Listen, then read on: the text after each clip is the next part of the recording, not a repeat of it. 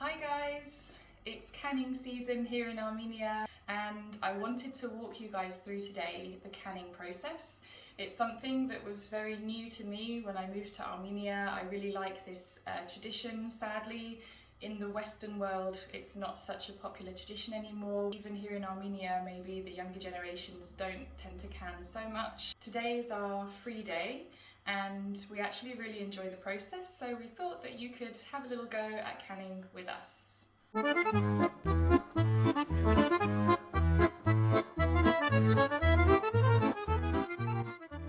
As you can see, I already have my prepared, ready, sterilised jars just behind me. Brought them in yesterday and sanitized them by giving them a good clean and then putting boiling water inside them to just make sure all of the bacteria and everything is completely removed. And then I've just left them to air dry, so they're ready to be filled. So the first step is to get all of the grime off of the tomatoes and give them a good wash. These tomatoes we bought in a big batch. There's 25 kilos of tomatoes and we got it for, it was 150 Armenian drams per kilo, which means it was about $10 for 25 kilos that we got, about £8.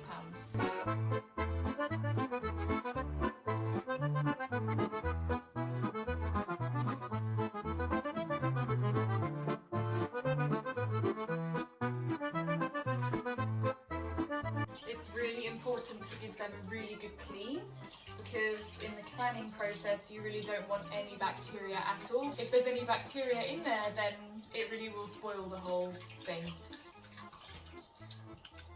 So once everything has been cleaned, the first step is to just score the tomato on the underside, a little cross like that.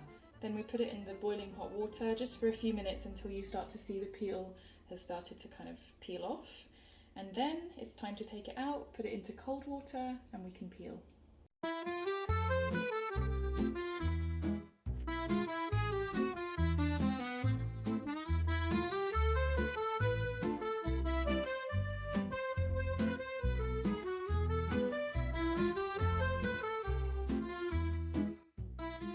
The next step is to take the tomatoes from the boiling water and put them into a pot of cold water so that it makes it easier for it to peel them. And as you can see, they should just really peel off very nicely, like so.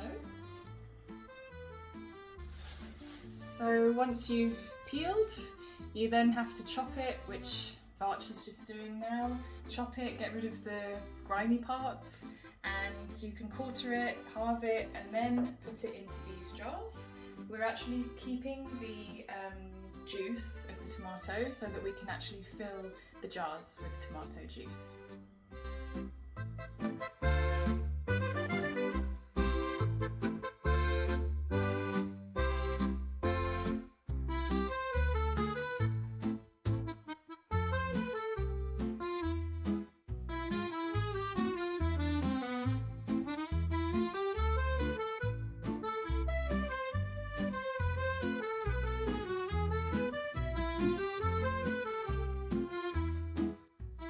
As you can see, the jars are now ready to be put in a water bath and sealed, which we'll do shortly. While this is in the process of doing, I'm also preparing some pasta sauce because we have so many tomatoes. On the stove there are some carrots doing right now.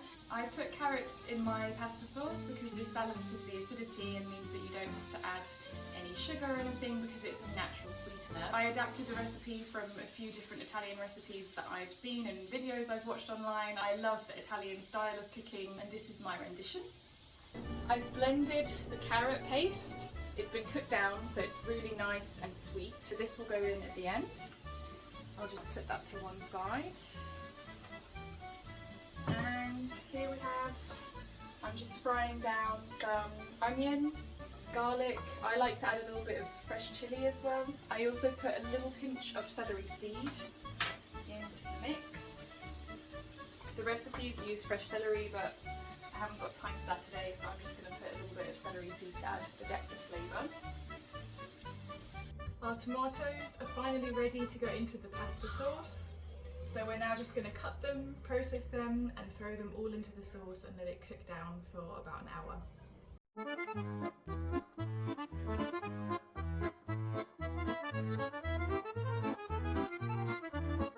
want to add some of our fresh green basil to the pasta sauce.